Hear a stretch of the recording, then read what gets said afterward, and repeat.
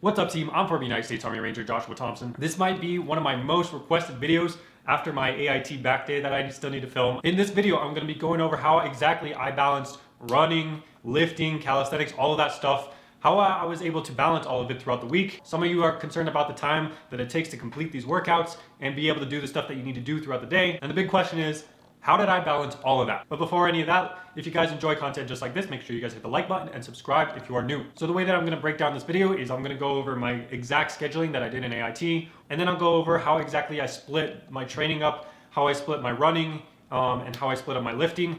But honestly, guys, even if I give you those schedules, I know some of you are still going to struggle. And so I'm going to go over the strategic and tactical level in order to get these habits to stick so that you guys can continue to work hard and not have to worry about anything other than just training. So just like in the last video, I'm going to go over some strategic concepts so that you guys can create some small goals for yourselves. And then finally, I'm going to share with you some of those juicy tactics that you guys can implement so that you guys can be more robotic when it comes to your time management. Let's get into it. Okay, so the first thing I'm going to go over is my AIT schedule. So in the morning, we'd wake up every single day super early to conduct PT, whether that's 4 a.m., whatever time it was, before class, basically. We'd wake up, we'd conduct PT, and then the next thing is obviously go to breakfast, making sure that I had my nutrition unlocked, and then class would be from around, I would say, I think it was 0800 to 1600, around that time frame. You're getting lunch in between, making sure you eat healthy, and then finally, at the end of the day, you get back to the barracks. The first thing isn't just to go lay on your bed. The first thing that we do is we go to the gym and we lift another session. And then usually that would take up the time slotted until dinner. And then from immediately going from lifting, I'd go straight to dinner. And then by the time that I was done with that, I only had like an hour and a half until total line. And then after total line, it was shower and then going straight to bed, guys. We weren't staying up on our phones all night. We were just going straight to bed. It's usually around 2000 or 2030. So that was my schedule. Let's take a look at what my training split was like. So my training split when I was in AIT, it was a 3-day cycle where I do chest, then I go straight into legs the next day, and then I do back and shoulder. The goal that I had was to basically work every single muscle at least twice a week. Now with this kind of schedule, you can sometimes get even further than that. Say you start chest on Monday, you can probably get a third chest workout on Sunday, with the exception of once or twice a month where I'd take that day off because my body was screaming at me, telling me to take it off. And then the last thing was my running schedule. My running schedule is completely separate from my lifting schedule, and it's exactly what I basically said in my running video. Mondays are tempo runs, Tuesdays are a light run or just PT improvement. The third day is sprints or a ruck, and then the fourth day is a recovery run or PT improvement, and then the fifth day, another tempo run, and then the sixth day, it's your long run day. And then finally, your seventh day, it's active recovery or just stretching out. So as you can see, my running schedule is completely different from my lifting schedule. This might be a lot for you guys, but my rule of thumb is if I at least got, a couple hours in between my running session in the morning, which usually we're always running in the morning if you're in AIT or if you're OSIT or whatever, you're usually going to run for PT. Because we're doing so much running, we're focusing so much running in our PT sessions in the morning, it's more likely that we're gonna go lift in the evening. And so there's a pretty good amount of time that passes between when you're doing morning PT and then when you finally get off from work or from wherever you're at. Because of that, you should be rested enough in order to go straight into lifting. That being said, I do know people who just like to bang out both at the same time. They just go from a super long run, like they do 4 or 5 miles, and they go straight into lifting. I don't know how they do it. I personally don't like to do it, but it is an option if that's personally what you want to do.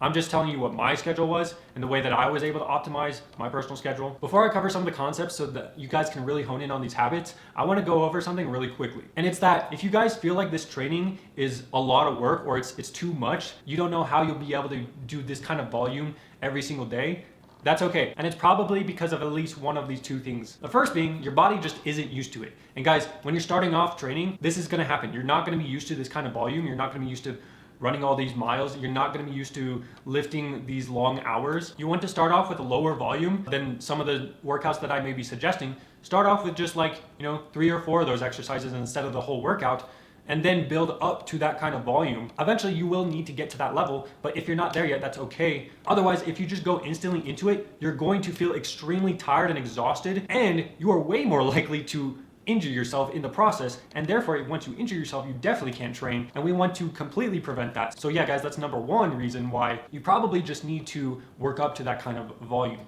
And then the second thing is, maybe you have built up to that level and you can complete these workouts, but you aren't optimizing the other aspects.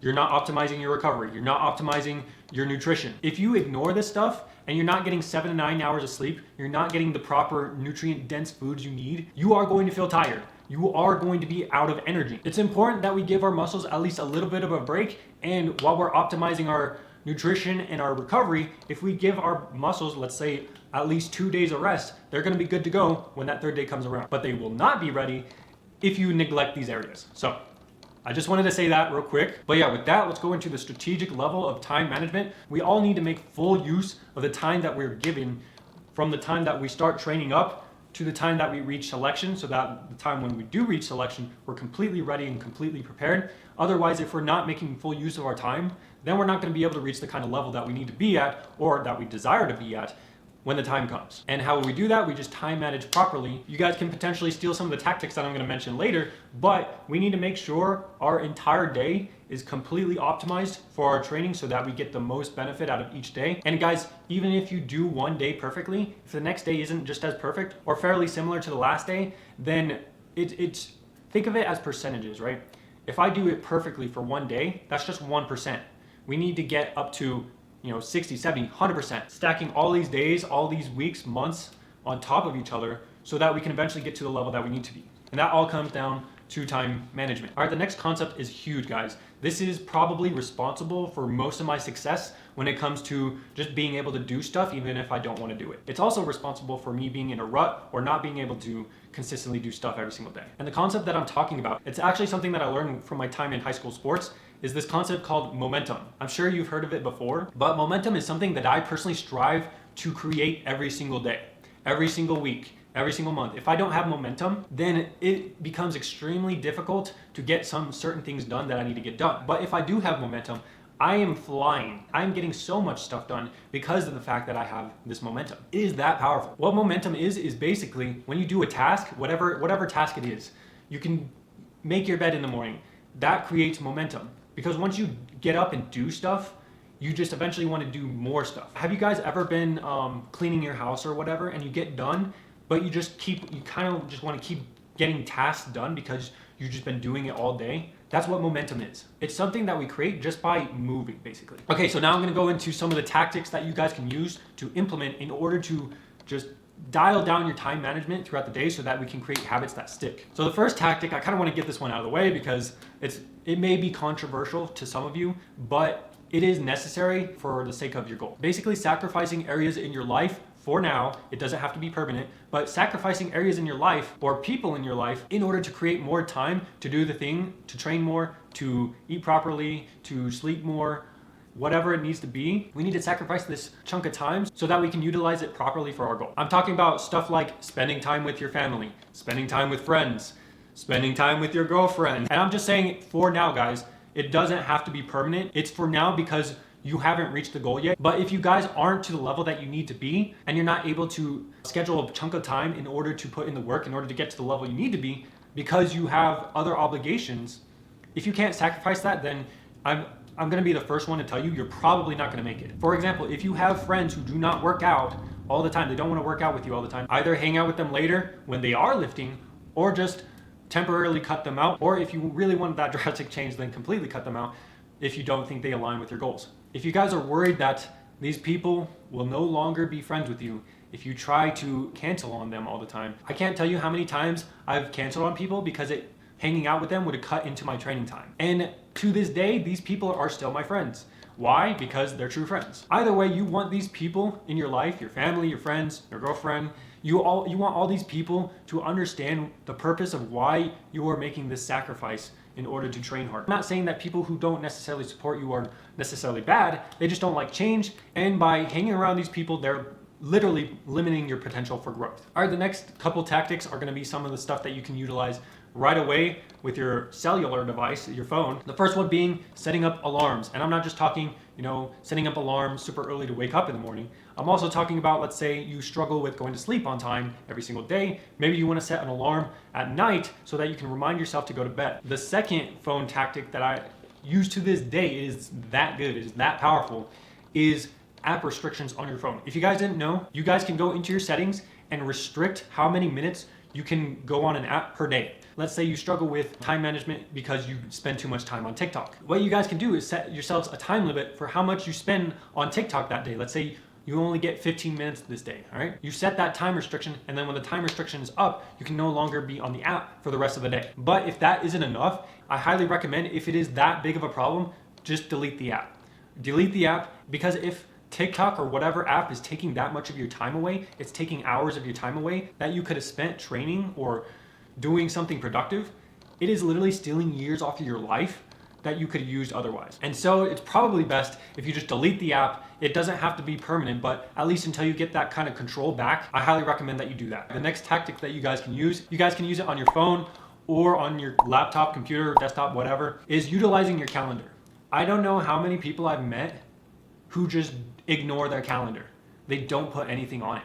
They ignore its existence. Everyone has a calendar on their phone, but how many people do you think are actually using it? If you guys aren't already using your calendar app, this is the one app that I give you guys permission to use before you go to bed every single night, so that you can plan out your next day, your next week, before you guys go to bed. If you guys have your day planned out and you have notifications on for your calendar, it's super easy to know when and where you need to be. Your phone is basically nudging you throughout the day to go do stuff.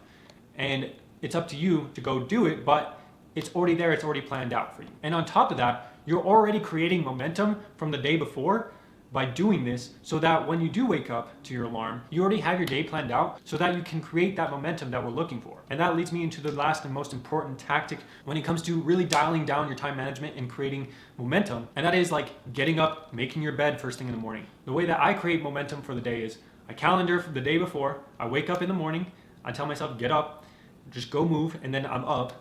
And then the first thing that I do is create my bed. I just make my bed, and then I go straight into brushing my teeth. From there, it's just go straight into a run. Go straight into PT improvement, whatever it is. If you can do those little things from the start of the day and you already have your calendar planned out, you won't lose momentum throughout the entire day. If you guys ever heard the speech from Admiral McRaven, where he says, make your bed, and it'll turn one task into many tasks, it's the same concept, creating that momentum. It's basically the same thing. The only thing that I disagree with is if you have a terrible day and you come back to a made bed, it's gonna make it all better. I don't really care if my bed's made if I had a terrible day, it's just a terrible day, but that's just me. But anyways, that momentum can be carried not just into many tasks into that particular day, it turns into many tasks into that week, many tasks into that month, and so on and so forth. So those were the strategical and tactical techniques that I personally used in order to create momentum in my life and maintain a really high standard of time management. I utilize this stuff in AIT all the way to this day, and it's still getting refined to this day. That's why I find out about stuff like app restrictions, because I didn't actually use that, I was just disciplined. But anyways, guys, you guys can utilize that and create momentum in your lives so that you guys can become habit machines, basically. But anyways, guys, that's gonna do it. I hope you guys found this video helpful. If you guys did find this video helpful in any way, make sure you guys hit the like button and subscribe if you are new. If you guys thought I missed anything or would like to add your thoughts, comment down in the comment section. Thank you guys for watching, and I'll see you guys in the next one.